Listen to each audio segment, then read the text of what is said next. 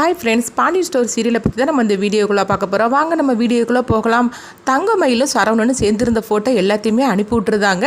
அவங்களுக்கு தெரியாமல் அதை பார்த்ததுமே குடும்பத்தில் உள்ள அவ்வளோருமே அதிர்ச்சி அடைகிறாங்க. அப்போ பாண்டியன் அதை பார்த்ததுமே இந்த தங்கமயிலையே இந்த மாதிரிலாம் ஃபோட்டோவை அனுப்பி வச்சுருக்கா அப்படின்னு சொல்லிட்டு அவர் உடனே மொபைலை ஆஃப் பண்ணிடுறாங்க. அப்போ மீனாவும் ராஜியும் அவங்க வராங்க. அப்போ மீனா கேட்குறாங்க, என்னம்மாம்மா மயிலக்கா ஃபோட்டோலாம் அனுப்பிவிட்டாங்களே, நீங்கள் பார்த்தீங்களா அப்படிங்கும்போது, இல்லையப்பா நான் பார்க்கலையே அப்படிங்கிறாங்க. அப்போ பக்கத்தில் இருக்கிற பழனி சொல்கிறாங்க, மாமா நீங்கள் பொய் சொல்லாதீங்க, எங்களை பொய் சொல்லாமல் இருக்கணும்னு சொல்லிட்டு இப்போ என்ன நீங்களே பொய் சொல்ல ஆரம்பிச்சிட்டிங்களா, நீங்கள் தான் அந்த ஃபோட்டோவை பார்த்தீங்களா அப்படிங்கிறாங்க. டேய் நீ சும்மா இருக்க மாட்டியாடா அப்படிங்கவும். அப்போ மீனா கேட்குறாங்க, பார்த்தீங்களா மாமா, மயிலக்காவும் மாமாவும் சேர்ந்து எப்படிலாம் ஃபோட்டோ எடுத்து அனுப்பிவிட்டுருக்குறாங்க, நாங்களும் சென்னைக்கு போனோம், நாங்கள் இப்படியா ஃபோட்டோ எடுத்து அனுப்பணும் அப்படின்னு சொல்லி கேட்கவும். அப்போ பாண்டின்னு சொல்கிறாங்க, சரிப்பா எனக்கு வேலை இருக்குது அப்படின்னு சொல்லிட்டு அங்கேருந்து கிளம்பி போகிறதுலே இருக்கிறாங்க. என்ன மாமா நான் பேசிகிட்டு இருக்கிறேன், நீங்கள் பாட்டுக்கு எதுவுமே பேசாமல் கடைக்கு கிளம்பணுன்னு சொல்லிக்கிட்டே இருக்கிறீங்களே, நான் பேசுறதுக்கு பதில் சொல்லுங்க மாமா, எப்பவுமே மயிலக்கா செய்யறது எல்லாமே சரியாக தான் பண்ணுவீங்கன்னு சொல்லிட்டு அவங்களுக்காக சப்போர்ட் பண்ணி பேசுவீங்களே, இப்போ மட்டும் ஏன் பேசாமல் இருக்கிறீங்க அப்படிங்கவோ. அப்போ அங்கே கோமதி வந்துடுறாங்க.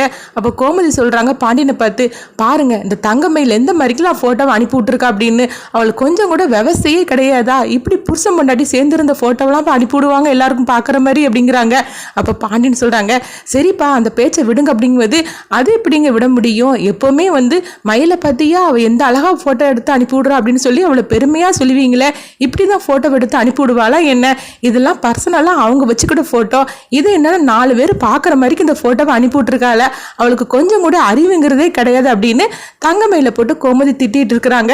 அப்போ பாண்டியன் எதுவுமே பேசாமல் அமைதியாக இருந்துட்டு இருக்கிறாங்க. என்னங்க நான் பேசிக்கிட்டே இருக்கிறேன், நீங்கள் என்னென்னா எதுவுமே பேசாமல் அமைதியாக இருந்துட்டு இருக்கிறீங்க, இதுக்கு ஒரு பதிலை சொல்லுங்க அப்படின்னு கோமதி சொல்லும் போது, ஏன்பா காலையிலேயே என்கிட்ட சண்டை போடணும்னு சொல்லிட்டு வந்திருக்கிறீ அப்படிங்கும்போது, இல்லைங்க எப்பவுமே என் பெரிய மருமக செய்யறது எல்லாமே கரெக்டுன்னு சொல்லுவீங்களே, தங்கமயில் இப்படிதான் பண்ணுவாளா என்ன, இதுவே மீனாவோ இப்போ ராஜியும் இந்த மாதிரிலாம் ஃபோட்டோ எடுத்து அனுப்பியிருந்தா நீங்கள் என்ன ஆட்டம் போட்டிருப்பீங்க, ஆனால் இப்போ என்னன்னா பேசாமல் அமைதியாக இருந்துட்டு இருக்கிறீங்களே அப்படிங்கவும். அப்போ பாண்டியன் சொல்கிறாங்க, ஐயோ இவங்ககிட்ட இப்போ நம்ம வசமாக மாட்டிக்கிட்டோம் போலுக்கு, இப்போ உடனே நம்ம கடைக்கு கிளம்புறோன்னா அவ்வளோதான், 3 பேர் நம்ம சோழியை முடிச்சு போடுவாங்க அப்படின்னு சொல்லிட்டு பாண்டியன் அங்கேருந்து கடைக்கு போகிறோன்னு சொல்லிட்டு அவங்க கிளம்பி ஓடுறாங்க. இதை பார்த்துட்டு மீனாவும் ராஜியும் சிரிச்சுக்கிட்டு இருக்கிறாங்க. இந்த மாதிரி நடந்துட்டு இருக்கு. செந்தியில தான் காட்டுறாங்க. அப்போ மீனா கேட்குறாங்க, என்னங்க உங்கள் வேலை விஷயம்லாம் என்ன மாதிரிக்கு போயிட்டு இருக்குது, ஏதாவது தேடிட்டு இருக்கிறீங்களா, எதுக்காவது அப்ளை பண்ணிருந்தீங்களா அப்படிங்கும்போது, ஆமாம் மீனா நானும் அதை தான் எல்லாம் பார்த்துக்கிட்டு இருக்கிறேன், ஆனால் எனக்கு என்ன பண்ணுறதுக்குன்னே தெரியல, ஒரே குழப்பமாக இருக்குது, என்ன வேலைக்கு போகணும் அதுக்கு என்ன பண்ணணும்னு ஒன்றுமே தெரியல அப்படிங்கும்போது, நான் தான் உங்களுக்கு அன்றைக்கி எல்லாம் எடுத்து கொடுத்தோம்ல என்னென்ன வேலைக்கு எப்படி எப்படி என்னென்ன பண்ணணும்னு சொல்லிக்கிட்டு அதை பார்க்க வேண்டியதுன்னு அப்படிங்கிறாங்க. ஆமாம் மீனா நான் என்னமோ அன்றைக்கி அவசரப்பட்டு சவால்லாம் விட்டுட்டேன், ஆனால் படிப்புங்கிறது வேலைங்கிறது சும்மா கிடையாது, எவ்வளோ கஷ்டமாக இருக்குது, ஒன்னெல்லாம் எப்படி தான் நீ தான் கஷ்டப்பட்டு வேலைக்கு சேர்ந்தியே தெரியல, ஆனால் எனக்கு ரொம்பவே கஷ்டமாக இருக்குது அப்படிங்கும்போது. அப்போ மீனை பார்க்குறாங்க, ஏங்க உங்களுக்கு வேலைக்கு போகணுன்னு விருப்பம் இல்லைன்னா நீங்கள் விட்டுருங்க, எனக்காக நீங்கள் கஷ்டப்பட வேண்டாம் அப்படிங்கும்போது, சேச்சா அப்படிலாம் சொல்லாத மீனா, நான் உனக்காக கண்டிப்பாக நான் கவர்மெண்ட் வேலைக்கு நான் போயே தீருவேன், எனக்காக என் மீனாவுக்காக கொஞ்சம் கஷ்டப்பட்டாலும் பிரச்சனை இல்லை, நான் கண்டிப்பாக கவர்மெண்ட் வேலைக்கு போய் உங்கள் அப்பா கிட்ட நான் கொடுத்த சவாலை நான் ஜெயிச்சே தீருவேன் அப்படிங்கிறாங்க. இப்படிலாம் பேசும்போது மீனா சொல்கிறாங்க, ஏங்க எனக்காக நீங்கள் எவ்வளோ தூரம் கஷ்டப்படுறீங்க, உங்கள் கஷ்டத்தை பார்த்தா எனக்கு ரொம்பவே பாவமாக இருக்குதுங்க, உங்களுக்கு விருப்பம் இல்லைன்னா விட்டுருங்க, நீங்கள் எனக்காக கஷ்டப்பட வேண்டாம் அப்படிங்கும்போது, அப்படிலாம் ஒன்றும் கிடையாது மீனா, உனக்காக நான் எதையும் செய்ய தயாராக இருக்கேன் அப்படிங்கிறாங்க. இதை பார்த்துட்டு மீனா கண்கலங்குறாங்க, எனக்கு எப்பேற்பட்ட கணவர் கிடைச்சிருக்கிறாரு, ஆனால் எங்கள் அப்பா தான் என்ன அப்படிலாம் புரிஞ்சுக்காமல் இருக்கிறாரோ தெரியல, அவர் என்னைக்கு தான் உங்களை பற்றி புரிஞ்சுப்பாரோ தெரியல அப்படிங்கும்போது, சீக்கிரமாகவே பாரு என்னை மருமகனாக அவர் ஏற்றுப்பாரு, நம்ம 2 பேரும் அந்த போக தான் போகிறோம், அதுக்குள்ளே எல்லா வேலையும் நான் கண்டிப்பாக செய்வேன் பாரு அப்படிங்கிறாங்க. சரிதாங்க நீங்கள் கவர்மெண்ட் வேலைக்கு போயிட்டீங்கன்னா கடையை யார் பார்த்துப்பா, மாமாவுக்கு இந்த விஷயம் தெரியணும், ஃபஸ்ட்டு மாமா ஒத்துப்பாங்களா ஒன்றும் புரிய மாட்டுக்கு அப்படிங்கும்போது, அதெல்லாம் நம்ம அப்புறம் பார்த்துக்கலாம், எதுக்காக நீ அதை பற்றிலாம் நீ கவலைப்பட்டுட்டு இருக்கிற, ஃபஸ்ட்டு நம்ம கவர்மெண்ட் வேலைக்கு நான் போகிறதுக்குள்ளே எல்லா வேலையும் நான் பார்க்கணும், அதுக்கப்புறமா கடைக்கு போகிறத பற்றி நான் சொல்லிக்கிட்டு தான் அப்பா கிட்ட அப்படிங்கிறாங்க. இதுக்கு மாமா சம்மதிப்பாங்களாங்க அப்படிங்கும்போது, அதெல்லாம் ஏன் நீ கவலைப்பட்டுட்டு இருக்கிற, அதெல்லாம் நான் பார்த்துக்கிறேன், நீ அதை பற்றிலாம் ஒன்றும் நினச்சிட்டு இருக்காத, சரி உனக்கு ஆஃபீஸுக்கு நேரம் ஆகலையே அப்படிங்கும்போது, ஆமாங்க நேரம் ஆயிடுச்சு அப்படிங்கிறாங்க. சரி வா நான் உன்னை கொண்டு விட்டுட்டு போகிறேன் அப்படிங்கும்போது, அதெல்லாம் ஒன்றும் வேண்டாம் நீங்கள் கடைக்கு கிளம்புங்க, நான் பாட்டு எப்பவும் போல் பஸ்லேயே போய்க்கிடுது அப்படிங்கிறாங்க. அப்போ ராஜியும் காலேஜுக்கு போகிறதுக்காக கிளம்புறாங்க. இப்போ மீனா கேட்குறாங்க, என்ன ராஜி காலேஜுக்கு கிளம்பிட்டே அப்படிங்கும்போது, ஆமாக்கா கிளம்பிட்டு அப்படிங்கிறாங்க. சரி வா நம்ம 2 பேரும் சேர்ந்தே போயிடலாம் அப்படின்னு சொல்லிட்டு அவங்க 2 பேரும் சேர்ந்து போகிறாங்க. அப்போ போகும்போது ராஜி சொல்கிறாங்க, அக்கா எனக்கு என்னமோ கதிர்கிட்ட வந்து பொய் சொல்லி மறைக்கிறோன்னு சொல்லி எனக்கு ரொம்பவே குற்ற உணர்ச்சியாக இருக்குக்கா அப்படிங்கிறாங்க. சரி ராஜி நீ அதை பற்றிலாம் கவலைப்பட்டுட்டு இருக்காத, அவனுக்காக தானே நீ இந்த மாதிரிலாம் வேலை பண்ணிட்டு இருக்கிற, நீ எதுக்காக நீ கவலைப்பட்டுட்டு இருக்கிற அப்படின்னு சொல்லும்போது, அக்கா இன்னொரு விஷயம் கூட உங்களுக்கு தெரியுமா அப்படிங்கும்போது, நீ சொன்னா தானே தெரியும் ராஜி அப்படிங்கிறாங்க. நேற்றுக்கு கதிர் வந்து அவருடைய ஃப்ரெண்டோட தங்கச்சிக்கு வந்து டியூஷன் சென்டரில் சேரணுமா, அதனால நீ படிக்கிற டியூஷன் சென்டர்லேயே சேர்த்துக்கோ அப்படின்னு சொன்னார், என்னை கூட்டிகிட்டு போக சொன்னாருக்கா அப்படிங்கிறாங்க. இதை கிட்டதுமே மீனா அதிர்ச்சி அடைகிறாங்க. என்ன ராஜி சொல்கிற அப்படிங்கும்போது, ஆமாக்கா அவர் சொன்னதுமே எனக்கு தூக்கி வாரி போட்டுருச்சுது. சரி நீ அடுத்தது என்ன தான் சொன்ன, அவர்கிட்ட வந்து மாட்டிக்கிட்டே அப்படிங்கும்போது, இல்லைக்கா நல்ல வேலையாக நான் அவர்கிட்ட வந்து தப்பிச்சிட்டேன் அப்படிங்கிறாங்க. என்ன சொல்லி தப்பிச்சு அப்படிங்கும்போது, இல்லை எங்களுடைய டியூஷன் சென்டரில் வந்து எல்லா பேச்சுமே வந்து ஃபுல்லாகி போச்சுது, அதனால ஒன்று புதுசாக ஆள் எடுக்க மாட்டாங்கன்னு சொல்லிட்டேன். அப்படி இருந்தும் அவர் விடாமல் வந்து நீ எப்படியாவது கேட்டுட்டு வா அப்படின்னு சொல்லி என்னை கட்டாயப்படுத்துதா இருக்கா அப்படிங்கிறாங்க.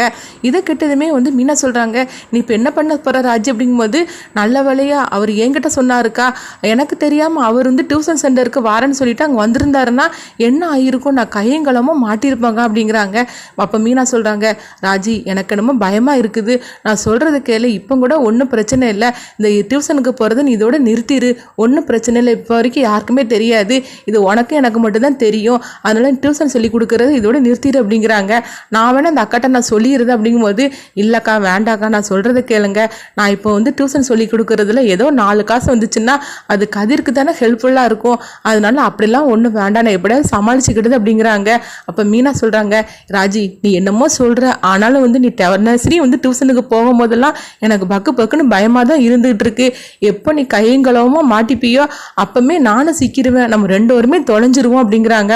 அப்போ ராஜி சொல்கிறாங்க, அக்கா நீங்கள் அதை பற்றிலாம் கவலைப்படாதீங்க, நானே மாட்டினாலும் சரிதான், நான் உங்களை வந்து நான் சொல்லி கொடுக்க மாட்டேங்க அப்படிங்கிறாங்க. மீனா சொல்கிறாங்க, நீ சொல்லியெல்லாம் கொடுக்க வேண்டாம், நீ டியூஷனில் போய் நீ போகிறேன்னு தெரிஞ்சாலே இதுக்கு நான் தான் காரணம்னு எல்லாருக்குமே தெரிஞ்சிடும் அப்படிங்கிறாங்க. அப்படிலாம் ஒன்றும் நடக்காதுக்கா, நீங்கள் பயப்படாமல் வாங்க அப்படின்னு சொல்லி ராஜி சொல்லிட்டு இருக்கிறாங்க. அடுத்து பார்த்தோம்னா வந்து தங்கமயில தான் காட்டுறாங்க.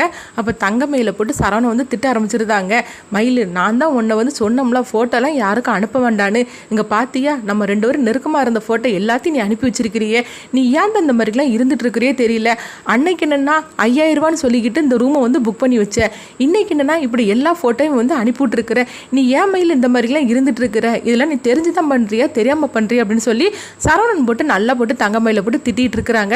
அப்போ மயில் சொல்கிறாங்க, மாமா என்னை போட்டு திட்டாதீங்க மாமா அப்படிங்கும்போது, ஆமாம் ஒவ்வொரு தடையும் இந்த மாதிரிக்கே நீ சொல்லிட்டு இரு, தப்பு சேர்த்துட்டு என்னை திட்டாதீங்கன்னா எப்படி ஆகும், இப்போ பாரு எல்லாருமே நம்ம சேர்ந்துருந்த அந்த ஃபோட்டோவை பார்த்துருப்பாங்க, எல்லாரும் நம்மளை தப்பாக தானே நினச்சிருப்பாங்க, ஏன் உனக்கு கொஞ்சம் கூட இந்த மாதிரிக்கு புரியவே மாட்டேங்கிற அப்படிங்கும்போது பாக்கியம் வந்து தங்கமயிலுக்கு ஃபோன் பண்ணுறாங்க. ஐயோ இப்போ அம்மா வர ஃபோன் பண்ணுறாங்க, இப்போ என்ன நடக்க போதோ தெரியல அப்படின்னு சொல்லி மயில் வந்து அங்கே பயத்தோடு இருந்துட்டு இருக்கிறாங்க. சரி நீ ஃபோன் எடுத்து பேசு அப்படின்னு சொல்லிட்டு கோபத்தோட சரவணன் அங்கேருந்து வெளியே கிளம்பி போகிறாங்க. அப்போ தங்கமயில் வந்து ஃபோனை அட்டன் பண்ணுறாங்க. அப்போ பாக்கியம் கேட்குறாங்க, தங்கமயில் உனக்கு கொஞ்சமாவது அறிவு இருக்குதா, நீ என்ன ஃபோட்டோவை அனுப்பி விட்டுருக்குற அப்படிங்கும்போது, அம்மா நான் தெரியாதனமா நான் அனுப்பிவிட்டுட்டேம்மா, எல்லாருக்கும் குட் மார்னிங்னு சொல்லிக்கிட்டு ஒரு ஃபோட்டோவை நான் அனுப்பிவிடுவேன், ஆனால் தெரியாதனமா அந்த எல்லா ஃபோட்டோவை நான் அனுப்பிவிட்டுட்டேம்மா அப்படிங்கிறாங்க. சரி அந்த அனுப்பிவிட்டேல தெரிஞ்சிருச்சுல, இப்போ மாதிரி அந்த ஃபோட்டோ எல்லாத்தையும் நீ அழிச்சிட வேண்டியதானே அப்படிங்கும்போது, இல்லைம்மா அதை அழிக்கிறதுக்காக தான் போனேன், ஆனால் அந்த ஆப்ஷனை வந்து அது கட்டாகி போச்சுமா, என்னுடைய ஃபோட்டோ தான் அழிஞ்சிச்சு தவிர நான் அனுப்பின எல்லாருடைய ஃபோட்டோவை அனுப்ப முடியாத அளவுக்கு ஆகிப்போச்சுமா அப்படிங்கிறாங்க. ஏன் மயிலின் இந்த மாதிரிலாம் இருந்துக்கிட்டு இருக்கிற, எப்போ பார்த்தாலும் ஏதாவது ஒரு தப்பு பண்ணி வச்சிருத, இப்போ உன் வீட்டில் எல்லாரும் உன்னை என்ன பற்றி நினைப்பாங்க, உன்னை தப்பாக தானே புரிஞ்சுப்பாங்க, ஏன் இந்த மாதிரிலாம் இருந்துட்டு இருக்கிற அப்படின்னு பாக்கியம் போட்டு திட்ட ஆரம்பிச்சதுமே, ஏம்மா இவ்வளோ நேரம் அவரு திட்டிக்கிட்டு போனாரு, இப்போ என்னன்னா அடுத்து நீ திட்ட ஆரம்பிச்சிட்டியா, என்னை திட்டாதம்மா அப்படிங்கிறாங்க. ஆமாம் இதை ஒன்று சொல்லிடு, அந்த ஃபோட்டோ எல்லாத்தையும் எப்படியாவது நீ அழிச்சே தீரணும் அப்படிங்கிறாங்க, அதுக்கு தாம்மா நானும் ட்ரை பண்ணிட்டு இருக்கிறேன் அப்படிங்கிறாங்க. சரி நான் ஃபோனை வைக்கிறேன்னு சொல்லிட்டு வச்சிருந்தாங்க. அடுத்து பார்த்தோம்னா பாக்கியம் வந்து கோயிலுக்கு போகலான்னு சொல்லிட்டு அவங்க கிளம்புறாங்க. அப்போ அங்கே வடிவும் மாறியும் அவங்களும் கோயிலுக்கு வராங்க. அப்போ ராஜியும் வந்து கோயிலுக்கு வராங்க. அப்போ ராஜியை வந்து வடிவு பார்த்துருந்தாங்க. பார்த்ததுமே ராஜி வந்து வடிவு பக்கத்தில் வராங்க, அம்மான்னு சொல்லி கூப்பிடவும் அப்போ எதுவுமே பேசாமல் வடிவு இருந்துட்டு இருக்கிறாங்க. அப்போ மாறி கேட்குறாங்க, என்ன ராஜி நல்லா இருக்கிறேன் அப்படிங்கும்போது, ஆமாம் சித்தி நான் நல்லா இருக்கிறேன் அப்படிங்கிறாங்க. அம்மா அன்னைக்கு என்னதான் பிரச்சனை, அப்பா ரொம்ப போட்டு சத்தம் போட்டுட்டு இருந்தாரு, என்ன பிரச்சனை அப்படின்னு சொல்லி கேட்கும்போது அப்போ வடிவு சொல்கிறாங்க, நீ நல்லா இருக்கல ராஜி, அதெல்லாம் ஒன்றும் கிடையாது, உங்கள் அப்பா எப்போவுமே என்னை திட்டிகிட்டு இருப்பார்ல, அதே மாதிரி தான் அன்னைக்கு திட்டுனாரு அப்படிங்கிறாங்க. சரிம்மா எப்போவுமே வீட்டில் வச்சு திட்டுவார், அன்னைக்கு என்னென்னா உன்னை வீட்டு வாசலே கூட்டிகிட்டு வந்து திட்டுனாரு, எதுக்குமா திட்டுனாரு, என்னதாம்மா பிரச்சனை அப்படின்னு அப்படிங்கும்போது அதெல்லாம் ஒன்றும் கிடையாது அப்படிங்கிறாங்க. அப்போ வந்து மாறி சொல்கிறாங்க, எல்லாமே வந்து ஒன்றை வச்சு தான் அப்படிங்கிறாங்க. ஏன் நான் என்ன பண்ணுனேன் அப்படின்னு சொல்லி கேட்கும்போது திரும்பவும் பழைய பிரச்சனையை அவர் இழுத்துட்டார். அப்படிங்கும்போது இது பழைய பிரச்சனைலாம் கிடையாது, இது புது பிரச்சனை அப்படிங்கிறாங்க. இப்படி இவங்க பேசிகிட்டு இருக்கும்போது அங்கே பாக்கியம் வராங்க. என்னது இவங்க 3 இருந்து என்னவோ பேசிகிட்டு இருக்கிறாங்க, சரி என்னதான் பேசுகிறாங்கன்னு சொல்லி நம்ம ஒளிஞ்சிருந்து கேட்போன்னு சொல்லிட்டு பாக்கியம் வந்து ஒளிஞ்சிருந்து கேட்டுட்டு இருக்கிறாங்க. அப்போ மாறி சொல்கிறாங்க, இல்லை ராஜி, உனக்கு வந்து அக்காவோட நகை எல்லாத்தையும் உன் கையில் கொடுத்தாங்கல்ல, அந்த நகையை வந்து அப்பா கேட்டார், நாங்களும் எப்படிலாம் சொல்லி மறைச்சோம், ஆனால் கடைசியில் வந்து கையங்களமாக மாட்டிக்கிட்டோம், அந்த நகையை வச்சு தான் அவள் பிரச்சனை அப்படிங்கிறாங்க. இப்படி சொன்னதுமே வந்து பாக்கியம் அதிர்ச்சி அடைகிறாங்க. ஓஹோ, இங்கே இப்படிலாம் அவர் நடந்துக்கிட்டு இருக்குதா அப்படின்னு சொல்லிட்டு அவங்க அதிர்ச்சி அடைகிறாங்க. சரி அடுத்தது என்னதான் பேசுகிறாங்கன்னு சொல்லி கேட்போன்னு சொல்லிட்டு ஒளிஞ்சு நின்று கேட்டுட்டு இருக்கிறாங்க. அப்போ ராஜி சொல்கிறாங்க, என்னம்மா சொல்லிட்டு இருக்கிற, நான் தான் அன்னைக்கு இந்த நகையெல்லாம் வேண்டான்னு சொன்னோம்ல, சொல்ல நீங்கள் தானே தந்தீங்க, இப்பவும் ஒன்றும் பிரச்சனை கிடையாது, அத்தைகிட்ட போய் சொன்னோம்னா கண்டிப்பாக அந்த நகை எல்லாத்தையுமே தந்துடுவாங்க, அது எல்லாத்தையும் நான் கொண்டு தந்துருதம்மா அப்படிங்கும்போது அப்போ வடிவு சொல்கிறாங்க, நான் உன்கிட்ட கொடுத்த நகையை நான் ஒருபோதும் நான் வாங்க மாட்டேன், என் பொண்ணுக்காக நான் அதை கொடுத்து சீதனம், அது எப்படி நான் திரும்ப வாங்குவேன், உங்கள் அப்பா என்னை திட்டுறது என்ன, இன்னைக்கு புதுசாக என்ன, அவர் எப்பவும் போல தானே அவர் திட்டிகிட்டு இருக்கிறாரு, அதனால ஒன்றும் பிரச்சனை கிடையாது அப்படிங்கிறாங்க. அப்போ வந்து மாறி சொல்கிறாங்க, இல்லைக்கா ராஜி சொல்கிறது கூட கரெக்டு தாங்க்கா, நீங்கள் பேசாமல் அந்த நகையை வாங்கிருங்க, பாருங்கள் இதனால வந்து நீங்கள் பச்சை தண்ணி கூட குடிக்க மாட்டேன்ட்டு வீம்பில் இருந்துட்டு இருக்கிறீங்க அப்படிங்கும்போது இதை வந்து ராஜி கேட்குறாங்க, என்னம்மா நீ சாப்பிடாம இருக்கிறீ அப்படிங்கும்போது, ஆமாம் ராஜி நானும் எவ்வளவோ சொல்லிட்டேன், ஆனால் வந்து அக்கா சாப்பிட மாட்டேன்ட்டு பிடிவாதத்தில் இருக்கிறாங்க அப்படிங்கிறாங்க. ஏம்மா நீ இந்த மாதிரிலாம் இருந்துட்டு இருக்கிற, ஒன்றும் பிரச்சனை இல்லைம்மா, அத்தை வந்து உங்ககிட்ட நகை கேட்கவா செய்தாங்க, நீ தானே அந்த நகையெல்லாம் கொடுத்த, இப்போ கூட ஒன்றும் இல்லை, நான் அத்தையிட்ட போய் இந்த விஷயத்த சொன்னோம்னா கண்டிப்பாக அந்த நகையெல்லாம் தந்துருவாங்க, நான் உன்கிட்ட வந்து கொடுத்துருதம்மா, நீ அப்பாட்ட கொடுத்துருமா அப்படிங்கும்போது, அப்படிலாம் ஒன்றும் வேண்டாம் ராஜி, நான் உங்ககிட்ட கொடுத்த நகை நான் திரும்ப எப்போவுமே நான் வாங்க மாட்டேன், கொடுத்தது தான், உங்கள் அப்பாவை நான் சமாளிச்சுக்கிட்டு தான் அப்படிங்கிறாங்க. அப்போ வந்து மாறி சொல்கிறாங்க, ஏக்கா நான் சொல்கிறது கேளுங்கக்கா, ராஜி சொன்ன மாதிரிக்கு நீங்கள் நகையை வாங்கிக்கோங்கக்கா அப்படிங்கும்போது, இல்லை நான் வாங்க மாட்டேன், நீ எதுக்காக ராஜிட்ட இந்த விஷயத்தை பற்றி பேசுன அப்படின்னு சொல்லிட்டு வடிவு வந்து மாறியை போட்டு திட்டிகிட்டு இருக்கிறாங்க. இதெல்லாம் கேட்டுட்டு பாக்கியம் நினைக்கிறாங்க, ஓஹோ இங்கே இவ்வளோ பெரிய விஷயம்லாம் நடந்துக்கிட்டு இருக்குதா, இந்த விஷயத்தை பற்றி நம்ம வந்து சக்திவேல்கிட்ட சொன்னோம்னா நல்லாவே நடக்குமே எல்லா விஷயமும் அப்படின்னு சொல்லிட்டு பாக்கியம் வந்து சக்திவேல்கிட்ட சொல்கிறதுக்காக கிளம்புறாங்க.